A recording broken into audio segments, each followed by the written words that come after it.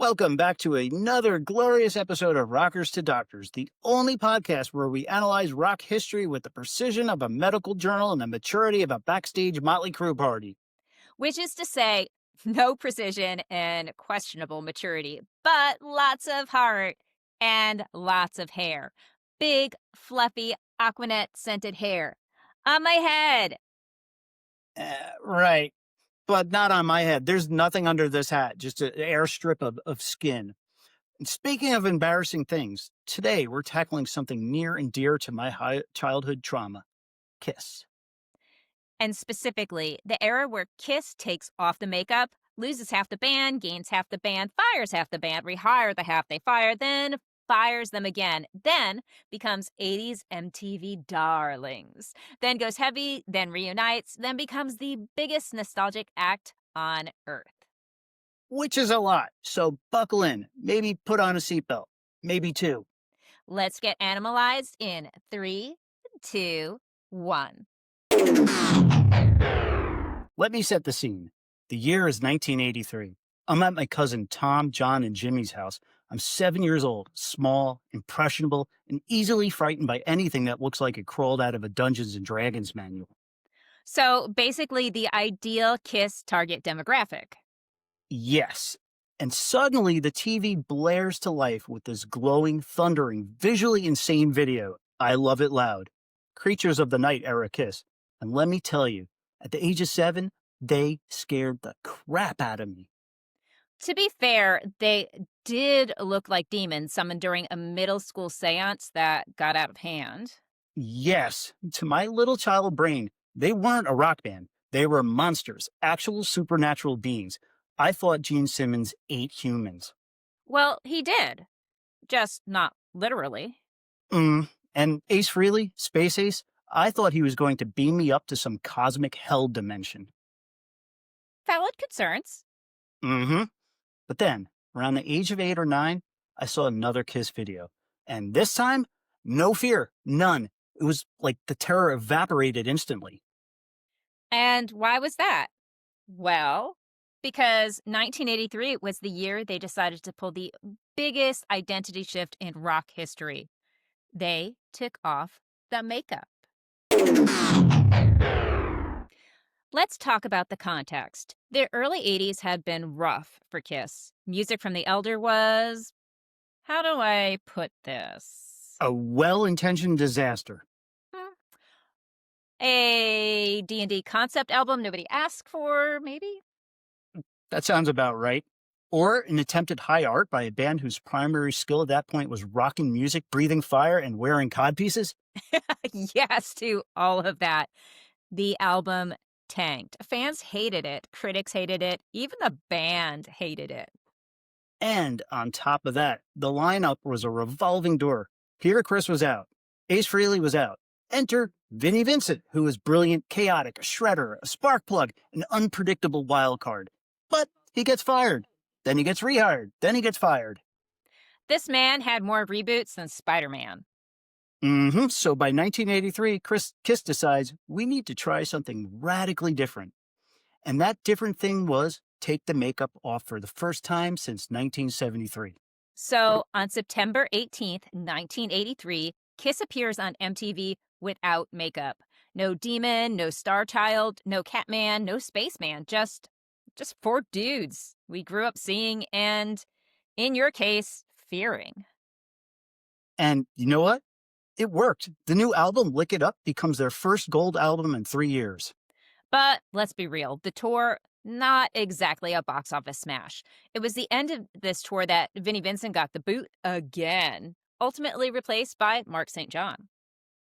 At the very least, they've broken the spell of bad luck with studio albums. It's considered a classic. And by the end of the Lick It Up tour, Vinnie Vincent is out again, and now we bring in Mark St. John to record Animalize. This album takes off. Big sales. It would eventually become their best-selling album of the decade with over 2 million sold. Furthermore, they got a big MTV presence. Heavens on Fire became an anthem for many. But then... Boom! Mark St. John develops reactive arthritis, making it difficult for him to play. It's actually pretty sucky, medically speaking. He physically could not perform. So Kiss does what Kiss does. They call in the next guy, Bruce Kulick. And here's the miracle part: Bruce stays for 12 years. In Kiss time, that's like achieving immortality. They finally had stability. Simmons, Stanley, Carr, Kulick, a lineup that could function without fistfights or overdoses. The music got tighter. The band found balance. And suddenly, Platinum albums returned! all right, so this is personal. Asylum was the first Kiss album that I listened to beginning to end, and it is peak 1985. The cover alone looks like Andy Warhol designed it. Yeah, and by 1985, Kiss were firmly entrenched in their no makeup MTV personas, and Asylum is basically the band leaning all the way into mid 80s glam metal. It's loud, it's got a glossy production, it's glam, it's unapologetically over the top. It's an album that often gets overshadowed by the more iconic records around it, but not for me. And this is where Bruce Kulick shows up like the honor student who gets to hang out with the cool kids. This man plays with technicality and restraint at the same time. The album has everything we love about the 80s: huge choruses, supersonic guitar tones, and that hyper polished, arena ready production that defined the era's metal. Bruce Kulick, still early in his run with the band, really begins carving out his identity here. His playing is technical but tasteful, giving the album a sense of musicianship that the previous lineup didn't always deliver. This was a Paul Stanley driven album. He called most of the shots on this one. That's because Gene Simmons at this point was dabbling in movies, TV, managing bands, and moonlighting as the unofficial mayor of Los Angeles. Gene's tracks are fine, but Paul's, those are skyscrapers. The man carried that album like a Sherpa. 1987 arrives with Crazy Nights. It's Kiss at their most polished, pop metal and radio-friendly music of this era. Every song chases hit status. This is them diving into glittery optimism and stadium-ready positivity anthems. Crazy, Crazy Nights, Reason to Live, the whole record screams, please play us on MTV at 3 p.m. between Bon Jovi and Europe. The Desmond Child effect. That man could write the alphabet song and turn it into a Billboard Top 100 hit. If you don't know who Desmond Child is, look him up. We guarantee he probably wrote a bunch of your favorite songs by all of your favorite 80s artists. Like Aerosmith and Bon Jovi. Yep. In 1988, Kiss gives us smashes, thrashes, and hits. Great name for an album, not much to talk about as it's a compilation. It's the musical equivalent of a fast food combo. Familiar, predictable, and mostly fries. But maybe it was a smart move, as they were trying to tap into a younger audience. 1989, however, welcomed the album Hot in the Shade. This one didn't reach platinum, but in my age group, the single for the video for Forever were well known. While older fans might have been ambivalent, that song reached a new generation of kids and teenagers, myself included. Oh, and this song, as we mentioned last time, this was co-written by Michael Bolton. That song hit number 8. Huge deal. It brought a whole wave of new fans, exactly what they were looking for. That one got a lot of MTV play, or I just watched too much MTV. Both of us. In November 1991, tragedy struck. The band is shattered when Eric Carr passes away. Yeah, it hit fans really hard. It hit the band even harder. But they pressed on with Eric Singer on drums, and Ezra returned to produce. In May of 1992, they released Revenge. This one doubled down on their heavier style, and part of that is because they got some songwriting help from, you guessed it, Vinnie Vincent, the man who cannot stay fired. and the album did great. Top 10 went gold. Then they released a live 3 during the tour. In part 1 of this, we glossed over what Kiss was doing after the Alive 3 recordings. So Kiss did in fact tour in 1995, but not in a conventional sense. Rather, they toured conventions. Anyway, This idea of conventions is genius or madness or both. The worldwide Kiss convention tour actually featured Kiss. It wasn't just regular old Kiss conventions. Each show took the entire day and was mostly pure play capitalism. Fans could buy authentic memorabilia from the early days to the present. Instruments and costumes were for sale. Kiss cover bands would play. Kiss themselves would do Q&As and sign autographs. The evenings would wind down with a 2-hour Kiss acoustic show where the band would take requests.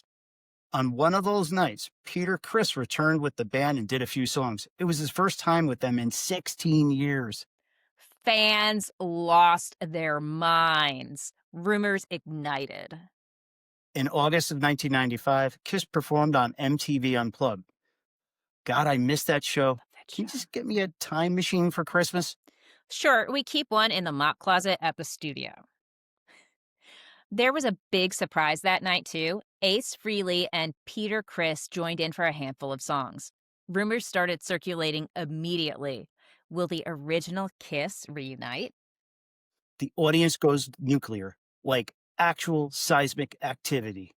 Immediately, fans start whispering, reunion, reunion, reunion. When Kulick and Singer returned to the studio with Gene and Paul, well, it seemed that hope for a full reunion was lost. The album was Carnival of Souls, the final sessions, but the release got delayed for nearly 2 years. Fans, however, were in for a huge surprise. At the 38th Annual Grammy Awards in 1996, Tupac went up to the podium and said, "You know how the Grammys used to be all straight-looking folks with suits? Everybody looking tired, no surprises. We tired of that. We need something different, something new. We need to shock the people. So let's shock the people." And out came Kiss, the original Kiss. Fans go berserk. Press conference next day. Reunion tour confirmed. Tickets dropped April 20th. 40,000 tickets sell in 45 minutes. And remember, this is before online ticketing. You actually physically had to drive and wait at a Ticketmaster. The Kiss Alive worldwide tour launches in Detroit. 40,000 fans, sold out, 192 shows, $43.6 million earned. To quote Gene Simmons, cha-ching! In the years following the reunion, Kiss didn't take a break from music, nor did they take a break from drama. Psycho Circus was the first album with the reunited group. Sort of. Criss and Frehley were largely absent from the recordings, and it was later revealed that Tommy Thayer, future Kiss member, did most of the guitar work. And then Kiss, with the original lineup still, embarked on a farewell tour beginning in March 2000. So, picture it.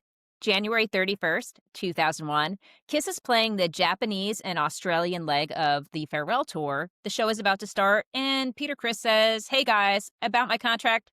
Nah." He basically Irish goodbyes the entire band. Again. Over salary. Again. So management calls Eric Singer and tells him to put the Catman makeup on. Again. They should have just kept the costume and labeled it interchangeable drummer, insert here. And thus, the official farewell tour continues, while not actually farewelling anything. Later that year, Kiss expanded their empire by releasing the box set. It consisted of 94 tracks across 5 CDs, a nice, dignified archival project. This was around the time they released the Kiss casket, spelled Kasket. Seriously, this is a coffin with Kiss logos. Friggin' dark. The year 2002 started off really spicy. Gene did a chaotic NPR interview with Terry Gross. Dude, I listened to that in real time, driving from Fredonia, New York to Syracuse, New York. I gasped. I remember Terry Gross said, "Obviously, you don't take yourselves seriously." And at that moment, Gene was like, "What? I take this very seriously." Like, she was insinuating that they were all just comic book characters and this goofy thing. And he was like, no. The reason why I'm a millionaire is because this is a business and I'm running this like a business. So yeah, that was really intense. Kind of got them to start the year off bad. Though, for the only time in my life, I am siding with Gene here. They did get some positive news after this, though. Kiss played the Winter Olympics closing ceremony. It was the last performance with Ace Frehley under contract. So immediately after, Ace is out and Tommy Thayer steps in, full spaceman makeup. This starts 20 solid years where the Kiss lineup is basically Stanley, Simmons, Singer, and Thayer. A machine, a corporation, a kabuki painted Waffle House franchise. They even appeared on That 70s Show because nothing says authentic 1970s nostalgia like your third guitarist and second drummer. 2003, Kiss Symphony, the Melbourne Symphony Orchestra. Classical music meets pyrotechnics. Confession? I have not listened to that. Confession? I won't. I turned 50 in a month. I have never heard a rock band meet symphony album that is any good. My time is precious. I have heard some that I feel are okay. But anyway, what was unique about this album is it came with another temporary Peter Criss return because promoters demanded at least 3 original members. And what followed? An Aerosmith tour, platinum ticket packages, $1,000 to meet Kiss. That's some bling. Gene hears, "Oh, you're retiring," and responds, "But what if we didn't?" Raise your hand if your farewell tour made $64 million. Yeah, I mean, all the power to them. Seriously, high five to Kiss. You won that game of capitalism with loud rock music. That is awesome. There was no point in getting excited about it. Well, Peter Criss anyway. His contract wasn't renewed. He found out through, well, basically nobody called him. Brutal. Didn't that happen to Gilby Clarke? You're right. The same thing happened to Gilby Clarke. They just kind of go away. So the word farewell becomes meaningless in the Kiss camp. Kiss goes ahead and launches the Rock the Nation tour. Unfortunately, Paul's hip is giving out. He eventually gets multiple hip surgeries. Understandable after 40 years of performing in platform boots taller than most toddlers. Then comes a series of sporadic shows and festivals in Japan. Stanley was hospitalized one night, forcing Kiss to play as a trio for the first time since 1982. They tour Europe in 2008 with the Alive 35 World Tour, hitting festivals, drawing 400,000 people, and getting entire governments to declare Kiss Rock and Roll Day. Yeah, that's right. South Dakota literally proclaimed a day for Kiss. Somewhere, Mount Rushmore began to feel a little worried. To the fans' surprise, Kiss actually records a new album. This was their first album in 10 years. They went a decade without an album. It's called Sonic Boom. This one had no ghostwriters, no trends, just straight 70s style rock. Modern Day Delilah was the first single off the album. It peaked at number 50 on the billboards, which may sound like far from the top, but this was 2009. Kiss was an old band at that time, competing with emo and screamo and deathcore and mathcore and grindcore and metalcore and Brooklyn artsy hipster music core. That it even charted is really impressive. The album Sonic Boom itself hit number 2 on Billboard. If Sonic Boom wasn't 70s enough, their next album, 2012's Monster, was recorded on old school analog tapes. No keyboards, no ballads. Just wood, tubes, and enough amplification to fry a moose.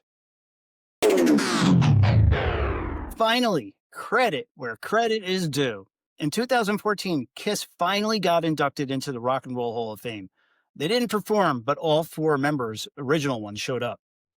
By now, the guys are getting a lot older. Their focus is more on other personal projects, as well as building and maintaining the Kiss merchandise machine and its subculture of fans. But in 2018, the band reunited for the Kiss Cruise. This included Ace Frehley and Bruce Kulick. Following the cruise, Kiss announced the End of the Road World Tour. Supposedly, that was going to be the real goodbye. It grosses up to $200 million. Hell yeah, more bling for Gene. Also, they break the Guinness World Records in Dubai for the biggest pyro blast. Ace Frehley gets invited to join Encores. and declines. He says he doesn't believe the band's actually ending. I mean, he made a fair point. This is a thing, the farewell fooled you trick. Still, after pandemic delays, canceled shows, surprise guests, and a symphony's worth of controversy about backing tracks, the band moves toward wrapping things up. So, after the final New York City show in December 2023, the band revealed the big twist. Kiss will live on as digital avatars. Basically, ABBA Voyage, but with more pyrotechnics, more explosions, and probably more fire code violations. The avatars were created by Industrial Light and Magic. Yes, the Star Wars ILM. And Pophouse, the same folks who built ABBA's virtual show. Gene Simmons immediately announced they were putting $200 million into developing these things. Which, coincidentally, is the same amount of money that Gene carries around in his left pocket all the time. The plan, a fully virtual Kiss stage production launching in Las Vegas in 2027. Tommy Thayer said that they're still getting the imagery right and called it the future of entertainment. Translation. Give us 3 years. We're still trying to make digital Gene's tongue look scientifically possible. So, what does the guys do after stepping off of the physical stage? Well, Gene kept busy with Rock and Brews, his chain of rock-themed restaurants. And of course, he launched a solo band because not touring is simply not in his DNA. He played the first show at the opening of a Rock and Brews in Ridgefield, Washington in April 2024, which is the most Gene Simmons move ever. I'm retiring. Unless there's a business to promote. Then he performed at Summer Breeze in Brazil that same month, proving he is biologically incapable of taking more than 4 days off. Meanwhile, Paul Stanley said, "You know what? I'm good." He focused on his painting career and Soul Station, his R&B project. In April 2024, the entire Kiss brand, songs, likeness, intellectual property, the whole empire was sold to Pophouse for $300 million. Which is wild because I thought Gene said the brand was worth $7 billion, a stadium plus the moon. Even after selling, both Paul and Gene stay involved creatively. Gene especially has his hands all over the Avatar project. He literally called it the future of Kiss. Meanwhile, Paul briefly said he was open to a one-off real show, then changed his mind and said, nope, never happening. After Gene postponed 17 solo shows, probably because his calendar spontaneously combusted, Kiss announced a special Unmasked event in Vegas. Originally called Kiss Army Storms Vegas, it ran from November 14th through the 16th, 2025 at Virgin Hotels, featuring Bruce Kulick, Tommy Thayer, and Eric Singer as special guests. Then, in July 2025, they rebranded it as Kiss Cruise Landlocked in Vegas. Because why go out to sea when you could just pretend to? Kiss were chosen as Kennedy Center Honors recipients on August 13th, 2025.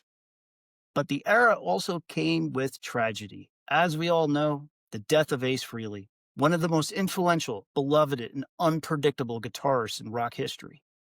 His impact on Kiss, on rock guitar tone, and on generations of musicians can't be overstated. Whether you loved his solos, his swagger, or just his hilarious, chaotic interviews, Ace was one of a kind. And honestly, the Avatar shows, the Vegas events, the brand details, none of that exists without Ace laying down the foundation in the 1970s. And that's where Kiss stand today. Half digital, half alive, half retired, half not, which mathematically really makes absolutely no sense.